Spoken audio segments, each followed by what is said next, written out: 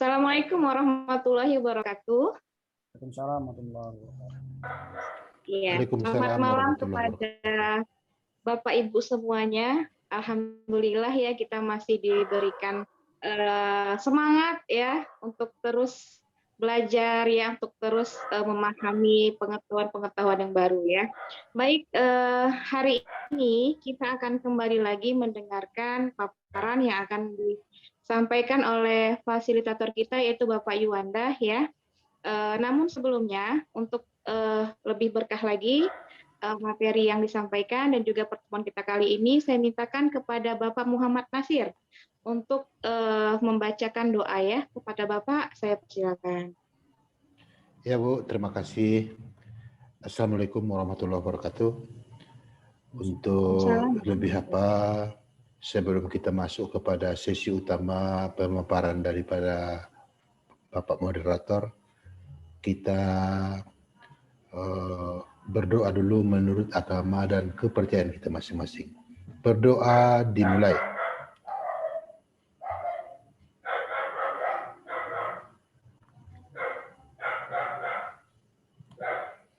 Berdoa selesai. Ya, terima kasih. Silakan.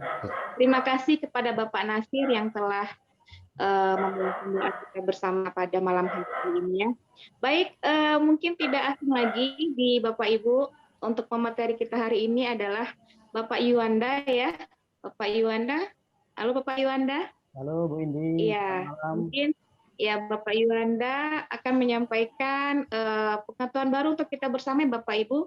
Semoga kita bisa menyimaknya bersama-sama ya. Baik, langsung saja kepada Bapak Yuwanda saya persilahkan. Baik, terima kasih kepada Ibu Indi sebagai moderator. Halo, selamat malam Bapak Ibu sekalian. Bagaimana hari ini Bapak Ibu? Alhamdulillah, luar biasa. Masih tetap semangat Bapak Ibu ya. Mudah-mudahan harus semangat. Ya, agar kiranya menambah motivasi Bapak Ibu di malam yang berbahagia ini kita masih dapat mengikuti pelatihan-pelatihan khususnya di sekolah penggerak. Baiklah Bapak Ibu sekalian, sebelumnya Bapak Ibu sekalian sudah mengikuti itu materi-materi pada sesi sebelumnya, dan kali ini saya melanjutkan materi pada sesi yaitu tentang khususnya penyusunan proses penyusunan yaitu kurikulum operasional satuan pendidikan khususnya di sekolah. Baik Bapak Ibu sekalian, saya tampilkan materinya.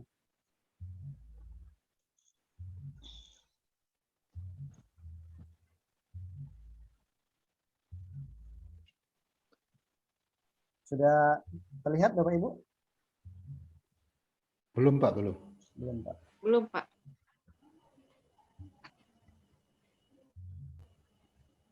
Bagaimana Bapak Ibu, sudah terlihat? Sudah ya, Pak. Sudah. Oke, baik. Sudah Pak. Oke, saya mulai Bapak Ibu sekalian. Materi kita hari ini Bapak Ibu adalah tentang yaitu proses penyusunan kurikulum operasional di satuan pendidikan. Bapak Ibu sebelumnya sudah memahami materi tentang prinsip-prinsip kurikulum yang telah dipaparkan oleh Ibu Indi, dan kali ini kita lanjutkan dengan bagaimana cara penyusunan kurikulum operasional satuan pendidikan itu. Bagaimana prosesnya? Prosesnya nanti ada beberapa tahapan-tahapan atau cara-cara yang akan kita lalui. Iya. Terlebih dahulu Bapak Ibu sekalian, mari kita pahami dulu yaitu yang pertama adalah kerangka dasar dan struktur kurikulum. Yang pertama kita harus pahami adalah kerangka dasar dan struktur kurikulum. Kerangka dasar dan struktur kurikulum Bapak Ibu sekalian yang terlihat di slide ini adalah yaitu berisi 7 tujuan yang hendak dicapai dalam konteks yang sangat luas dan jangka yang panjang. Diharapkan nanti kerangka ini Bapak Ibu sekalian menjadi kompas dalam menunjukkan arah pendidikan yang ada di Indonesia.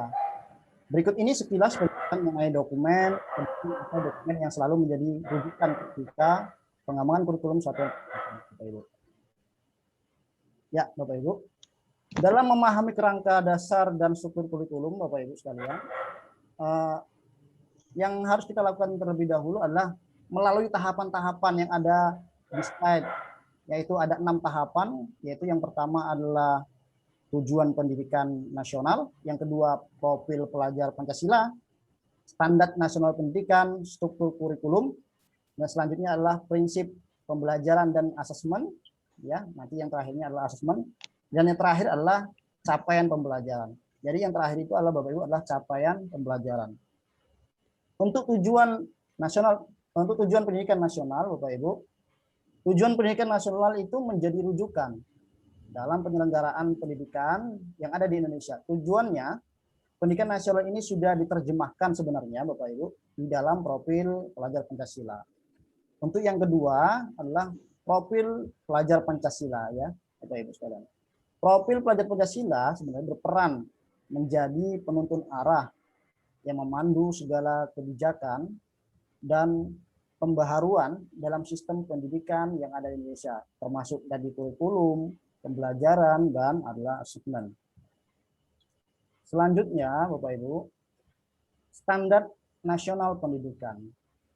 Standar nasional pendidikan yang diacu sebagai kerangka dan sudah diterjemahkan pada struktur kurikulum, prinsip pembelajaran dan asesmen, serta capaian pembelajaran. Dan untuk selanjutnya, Bapak Ibu, struktur kurikulum. Nah, struktur kurikulum ini yang ditetapkan oleh pemerintah menjadi acuan sekolah untuk mengembangkan kurikulum menuju tercapainya profil pelajar Pancasila, yang juga bisa ditambahkan dengan kekasan atau karakter sekolah tersebut sesuai dengan visi, misi, dan tujuannya nanti, Bapak Ibu. Selanjutnya, prinsip pembelajaran dan asesmen. Prinsip pembelajaran dan asesmen ini menjadi rujukan dalam penyelenggaraan pembelajaran dan asesmen yang ada di sekolah. Dan untuk terakhir, Bapak Ibu, adalah capaian pembelajaran. Ini yang sudah saya katakan tadi adalah capaian pembelajaran. Capaian pembelajaran ini merupakan kompetensi yang harus dicapai peserta didik sesuai dengan fase dan perkembangannya. Jadi nanti Bapak Ibu sekalian, dicapai pembelajaran ini adalah itu kita harus melihat dari fase perkembangan siswa atau tingkat kemampuan siswa nanti di capaian pembelajaran. Baik Bapak Ibu, dari pemaparan saya mungkin ada yang Bapak Ibu ingin tanyakan mengenai struktur. Pak, saya boleh bertanya, Pak? Ya, kepada Ibu Anggreni ya. Oh, kepada Ibu Anggreni. Iya, Pak, benar. Silakan Bu untuk bertanya. Iya, Pak, terima kasih. Nah, di sini saya ingin bertanya, Pak, tentang kerangka dasar kurikulum. Nah, siapakah yang menetapkan kerangka dasar kurikulum tersebut, Pak? Terima kasih. Iya, terima kasih pada Ibu Anggreni. Pertanyaannya cukup bagus atau sangat bagus ya pertanyaannya. Siapa yang nanti yang menetapkan kerangka dasar kurikulum? Kalau saya jawab Bu Anggreni, yaitu adalah pemerintah. Tadi sudah ada yang di tahapan-tahapan struktur kurikulumnya, yaitu pemerintah. Ya, yang menetapkan adalah pemerintah dengan mengacu pada tujuan pendidikan, yaitu tujuan pendidikan nasional dan juga SNP. Gitu Bu Anggreni. Jelas Bu Anggreni? Terima kasih. Oke, baik. Terima kasih pada Bu Anggreni. Kira-kira Bapak Ibu ada lagi yang mau bertanya atau ingin bertanya dari tahapan ini, Bapak Ibu? Saya Pak. Sudah jelas kira-kira? Oh, yang ini sudah Pak. Oke, sudah Bu ya. Oke, saya lanjutkan Bapak Ibu, izin. Boleh Pak. Ya Pak, ya Pak. Ya. Baik Bapak Ibu sekalian, setelah kita memahami tentang kerangka dasar dan struktur kurikulum, sekarang tahapan yang kedua adalah mari kita pelajari proses penyusunan kurikulum di satuan pendidikan. Ya. Proses penyusunan kurikulum operasional di satuan pendidikan Bapak Ibu itu ada dua. Ya, itu ada dua. Yang pertama penyusunan dokumen, yang kedua adalah peninjauan dan revisi. Ya. Di dalam proses penyusunan kurikulum operasional satuan pendidikan, dalam penyelenggaraannya kurikulum operasional sekolah perlu menjadikan dokumen itu yang hidup. Ya, agar apa? Agar dapat menjadi referensi dalam keseharian, direfleksikan dan terus dikembangkan. Penyusunan dokumen kurikulum operasional sekolah dari awal itu sebenarnya hendaknya dimulai dengan memahami praktik kerangka dasar kurikulum yang ditetapkan oleh pemerintah. Antara lain, tujuan pendidikan nasional, profil pelajar Pancasila, SNP, dan struktur kurikulum, prinsip pembelajaran dan asesmen, serta yang terakhir adalah capaian pembelajaran. Ya, Bu. Bagi yang sudah memiliki dokumen di sekolah-sekolah Bapak Ibu sekalian dari kurikulum operasional satuan pendidikan, Bapak Ibu sekalian dapat langsung melakukan yaitu peninjauan dan revisi, ya. Dapat langsung melakukan peninjauan dan revisi. Untuk apa Bapak Ibu sekalian? Yang tadi untuk bagaimana dapat menyusun kurikulum operasional satuan pendidikan. Setelah disusun, selanjutnya yaitu pelaksanaan. Ya. Setelah pelaksanaan, bagaimana lagi selanjutnya? Selanjutnya dievaluasi kembali, ya, ditinjau kembali, dan kembali lagi menjadi perencanaan. Artinya menjadi siklus atau menjadi satu kesatuan, Bapak Ibu sekalian. Baik Bapak Ibu sekalian, kiranya ada mungkin ingin ditanyakan dari proses penyusunan kurikulum operasional di satuan pendidikan. Saya Pak. Ya, ada. Iya, mohon maaf tadi kepencet saya Pak, saya. Tadi saya kepencet ya waktu Bapak lagi menjelaskan. Iya. Baik, Bu. Yang ingin saya, iya saya Pak. Oke. Yang ingin saya tanyakan Bapak, apakah ada diskusi atau kerja kolaborasi untuk menyusun kurikulum operasional sekolah ini Pak, yang setidaknya apakah melibatkan para pemimpin ataupun perwakilan Dewan Guru gitu Pak, khususnya pada peninjauan atau revisi. Mungkin bisa dibantu Pak untuk pertanyaan saya. Oke, terima kasih. Mohon maaf tadi saya kepencet ya waktu Bapak lagi apa saya jawab saya Pak. Oke, terima kasih. Iya. Jadi pertanyaannya bagus ya. Apakah perlu melibatkan gitu Bu Indi ya? Melibatkan pemimpin Bu Indi. Bukan begitu Bu Indi? Para pemimpin dan perwakilan dari guru. Kira-kira dari Bapak Ibu, adakah yang ingin menjawab dari pertanyaan Ibu Indi? Silakan Bapak Ibu kiranya. Tolong bantu saya untuk menjawab. Saya boleh menjawab, Pak? Siapa? Ibu Anggreni ya? Ya, benar Pak. Oke, nah, dari pertanyaan Ibu Indi tadi, apakah perlu kepala sekolah dan para pemimpin dilibatkan untuk penyusunan kurikulum operasional ini? Menurut saya sangat perlu, Pak, dalam peninjauan dan revisi penyusunan kurikulum operasional sekolah. Harus dilibatkan setiap pemimpin-pemimpin dan perwakilan guru untuk mencapai tujuan atau capaian pembelajaran yang sesuai dengan lingkungan sekolah, Pak. Demikian, terima kasih. Ya, terima kasih pada Ibu Anggreni. Tepuk tangan dulu kepada Ibu Anggreni, Bapak Ibu, setelah menjawab. Terima kasih pada Ibu Anggreni. Saya rasa cukup jelas. Ya, saya rasa cukup jelas ya Ibu Indi ya. Kira-kira bagaimana Ibu Indi? Sudah jelas yang dipaparkan Ibu Anggreni? Terima kasih Pak, sudah jelas Pak. Terima kasih Bu Anggreni. Ya, terima kasih. Iya, sama-sama Bu Anggreni, Ibu Indi, ya terima kasih juga. Saya rasa sudah cukup jelas juga bahwasannya perlu juga yaitu melibatkan para pemimpin, perwakilan para guru, bila perlu semua guru, tidak perlu lagi perwakilan tapi dilibatkan semuanya Bapak Ibu. Bisa pakai metode-metode, cara-cara yang diperlukan di sekolah, disesuaikan dengan keadaan sekolah. Baik Bapak Ibu, kira-kira sudah jelas? Agar kiranya saya lanjutkan kembali materinya. Baik, boleh dilanjutkan Pak, jelas Pak. Sudah jelas Pak. Selanjutnya Bapak Ibu, ini tahapan yang terakhir. Nah, tahapan yang terakhir ini nanti Bapak Ibu sekalian disesuaikan dengan situasi atau kondisi keadaan lingkungan sekolah Bapak Ibu sekalian. Nah, apakah itu? Yaitu dengan menganalisis yaitu karakteristik satuan pendidikan untuk menentukan visi dan misi dan tujuan. Ya. Ini dia. Analisis karakteristik satuan pendidikan untuk menentukan visi, misi, dan tujuan, yaitu yang pertama Bapak Ibu, analisis lingkungan belajar satuan pendidikan. Yang pertama itu adalah analisis lingkungan belajar di satuan pendidikan. Lingkungan belajar Bapak Ibu sekalian. Artinya lingkungan belajar itu bisa di ruang kelas kita, ruang lingkup kelas-kelas belajar anak-anak kita, seperti itu. Dan yang kedua Bapak Ibu, merumuskan visi misi tujuan satuan pendidikan. Itu tadi, merumuskan visi misi itu juga harus melibatkan berbagai kepentingan, khususnya di kepentingan sekolah, ya, itu secara internal dan juga kepentingan-kepentingan yang ada di luar sekolah yaitu dari tingkat eksternal Bapak Ibu sekalian, bisa dari masyarakat ataupun orang tua siswa. Dan yang ketiga Bapak Ibu adalah analisis kebutuhan satuan pendidikan, ya. Analisis kebutuhan satuan pendidikan. Kebutuhan apa yang ada di sekolah, seperti itu Bapak Ibu. Jadi kita perlu juga melakukan analisis. Selanjutnya adalah menyusun strategi. Ya, ini dia perencanaannya, plan-nya. Setelah kita menganalisis, selanjutnya kita melakukan perencanaannya. Setelah kita melakukan perencanaan Bapak Ibu sekalian, yang terakhir adalah mendesain pengorganisasian pembelajaran. Itu tadi Bapak Ibu, saya ulang kembali, yaitu masuk lagi ke dalam siklus tadi, ya, dari perencanaan, pelaksanaan, selanjutnya evaluasi, dan kembali lagi perencanaan. Artinya menjadi satuan, menjadi siklus.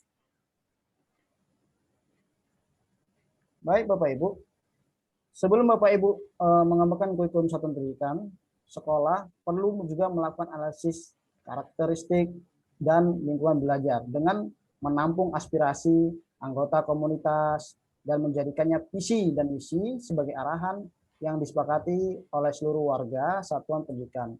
Adapun prinsip-prinsip dari analisis lingkungan belajar yaitu yang pertama melibatkan perwakilan warga satuan pendidikan. Ya Bapak Ibu, yang pertama itu melibatkan perwakilan warga dari satuan pendidikan.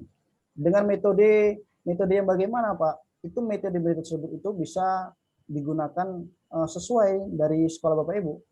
Bagaimana caranya? Dan disesuaikan juga dengan tingkatan partisipasi masyarakat tersebut Bapak Ibu. Ya, itu juga perlu kita lihat. Dengan menggunakan data-data yang diperoleh dari situasi yang nyata, kondisi satuan pendidikan. Itu yang pertama Bapak Ibu. Yang kedua adalah mengalokasikan waktu yang cukup untuk pengumpulan, pengorganisasian, ya, saya ulangi, pengorganisasian, analisis, dan dokumentasi data. Itu yang kedua.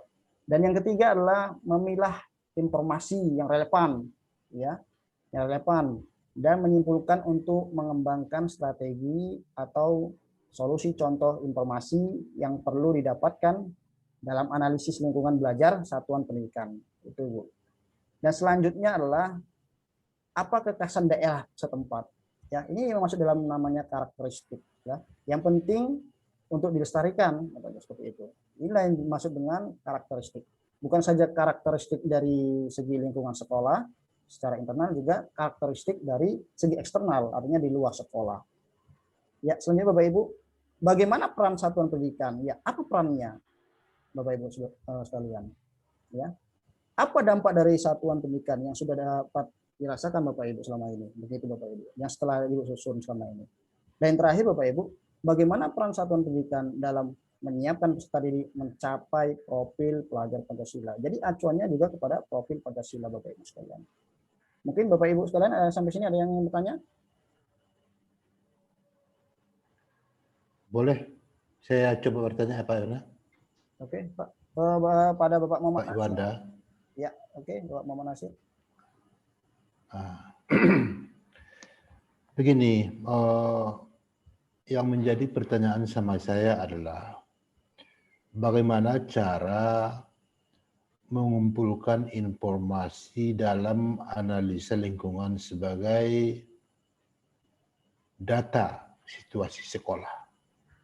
Itu Pak Juanda. Jadi saya ulangi, bagaimana cara mengumpulkan informasi dalam analisis lingkungan situasi sekolah gitu Pak. Ya. Itu saya Pak Juanda, terima kasih. Oke, terima kasih kepada Bapak Muhammad Nasir atas pertanyaannya. Pertanyaannya sangat bagus Bapak Ibu. Sesuai dengan apa yang telah saya sampaikan tadi. Mungkin dari Bapak Ibu ada yang ingin menjawabnya, silakan. Saya Pak mencoba menjawab Pak.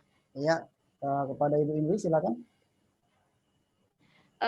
Pertanyaan Bapak Nasir tadi cukup menarik ya. Mungkin yang bisa saya ingin menjawab cara ya, mungkin bisa memilih pilihan cara untuk mengumpulkan informasi gitu. Yang pertama kita bisa melalui kuesioner Pak, dengan membuat pertanyaan yang sesuai dengan tujuan serta sasaran yang dibutuhkan gitu. Itu dengan kuesioner. Yang kedua bisa dengan wawancara Pak. ya, Ya. wawancara untuk apa? Untuk mendapatkan data secara langsung gitu. Nah, yang ketiga, dengan diskusi kelompok terkumpul atau FGD ya. Ini bisa dilakukan juga dengan mengundang perwakilan dari seluruh warga satuan pendidikan dan tokoh masyarakat.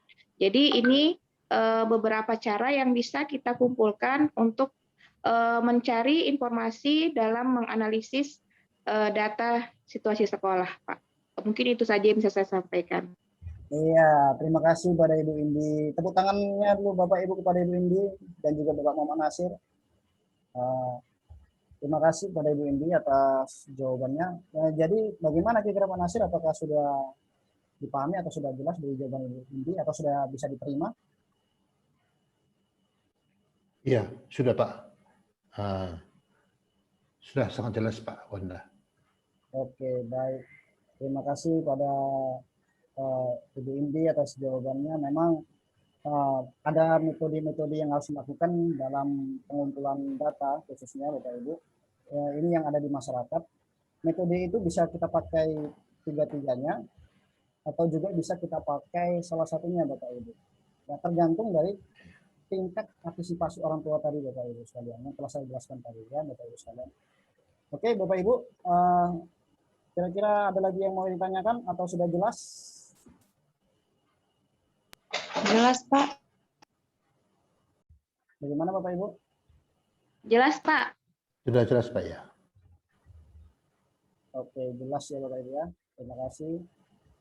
Kalau sudah jelas Bapak Ibu, oke, mudah-mudahan dari teman saya memang sudah jelas bagi Bapak Ibu, minimal ada gambaran lah pada Bapak Ibu sekalian.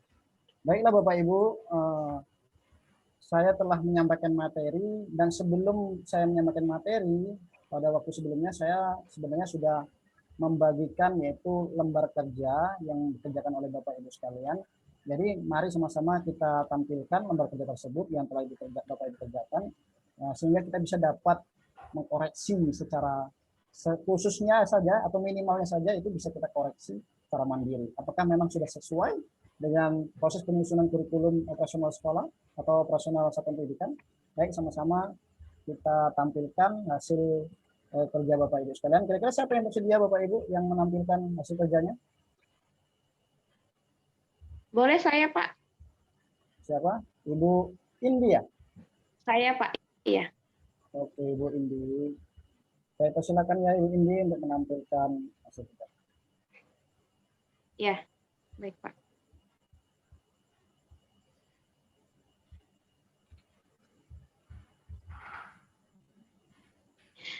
Baik ya, Bapak Ibu semua bisa dilihat Bu tayangannya Bapak Ibu. Bisa Bu, bisa. Bisa Bu. Ini ya. Nah jadi ini yang telah saya coba buat ya. Itu bisa dilihat Bapak Ibu ada analisis kebutuhan sekolah ya. Apa sudah? Ada peserta didik. Maaf, izin Bapak Ibu. Apakah sudah terlihat Bapak Ibu dari hasil Bu Indi? Sudah terlihat Bapak Ibu? Sudah Pak, sudah. Sudah ya? Oke, sudah ya? Oke ya. Mungkin bisa kita lihat bersama-sama ya Bapak Ibu ya. Di situ ada analisis lingkungan sekolah. Mungkin lebih bisa Ibu Bapak lihat ada beberapa poin ya. Yang pertama itu sumber daya alam sosial dan budaya ya. Nah itu menyangkut kabupaten. Di sini kebetulan saya di Kabupaten Batubara ya, yang memiliki sumber daya alam yang melimpah, diantaranya pasir kuarsa laut ya, itu banyak ada terdapat di Batubara gitu ya Pak. Terus ada perikanan, perindustrian dan pertanian serta sebagainya. Itu termasuk sumber daya alam sosial dan budaya yang ada di lingkungan Batubara. Yang kedua ada sumber pendanaan. Itu ada pengelolaan dana BOS ya, APBN. Mungkin Bapak Ibu sudah paham untuk pengelolaan dana BOS ya. Yang ketiga ada sistem kebijakan daerah ya. Itu ada 2 poin. Yang pertama ada di Undang-Undang Nomor 20, yang kedua sesuai dengan keputusan Bupati Batubara ya, bisa kita baca bersama. Dan yang keempat itu ada kemitraan ya, kemitraan puskesmas ya. Terus ada ASEAN Agri dan Tanoto Foundation ya. Ini mungkin mitra-mitra kita yang bisa mendukung untuk sekolah kita gitu. Selanjutnya adalah analisis. Ya Pak. Ya, oke. Teruskan Bu Indi atau apa? Teruskan ya. Iya, mungkin di situ bisa kita baca sama-sama ya Pak ya. Ada analisis sebentar, ada analisis kebutuhan sekolah juga, itu ada analisis kebutuhan sekolah ya, yaitu ada peserta didik, guru, tenaga pendidikan, serta sarana dan prasarananya ya. Lebih rincinya lagi itu ada penjelasan di sebelahnya ya Bapak Ibu. Oke, terima kasih pada Ibu Indi. Oke, iya itu Terima kasih, saja mungkin Pak bisa saya sampaikan. Terima Oke. kasih Pak. Ini saya menarik sekali ini dari hasil jawaban Ibu Indi. Visi dan misi. Apakah visi dan misi ini sudah merujuk atau mengacu pada analisis sekolah tadi, Bapak Ibu, Bu Indi? Sudah ya, sudah mengacu ya. Sudah Pak, sudah. Iya sudah, sudah Pak. Ya, terima kasih pada Ibu Indi telah memaparkan hasil jawabannya. Kepada Bapak Ibu, ada yang kira-kira ingin menanyakan hasil jawaban pada Ibu Indi? Tidak ada? Tidak lagi Pak. Tidak ada ya? Ya. Oke, baik, terima kasih. Sudah jelas. Tepuk tangan dulu kepada Ibu Indi, Bapak Ibu. Bagus sekali ya pemaparannya. Oke, baiklah. Terima kasih kepada Bapak Ibu sekalian kiranya telah menyelesaikan materi yang saya sampaikan tadi, juga kepada Ibu Indi yang khususnya telah memaparkan hasil lembar kerjanya. Dan mudah-mudahan saya berharap dari materi apa yang saya sampaikan tadi itu benar-benar menjadi pemahaman bagi kita semua, sehingga dapat kita implementasikan khususnya di sekolah kita dan di sekolah lainnya, Bapak Ibu sekalian. Dan secara minimalnya itu menjadi gambaran bagi kita untuk melanjutkan atau mewujudkan sekolah penggerak nanti. Baik, terima kasih Bapak Ibu. Sebelum saya tutup acara hari ini, saya kembalikan lagi kepada moderator, kepada Ibu Indi, silakan.